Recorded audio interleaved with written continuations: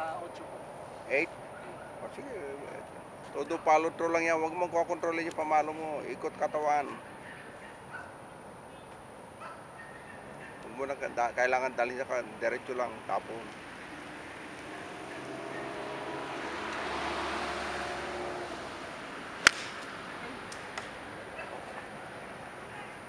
Sabay may sabulam, sabay.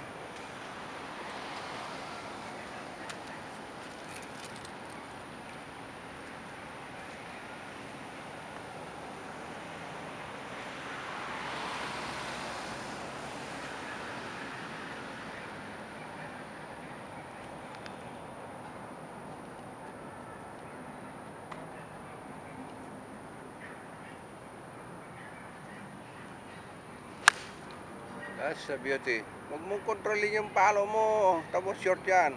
O, sakto ko lang. O, diba? Diba? Palo through mo.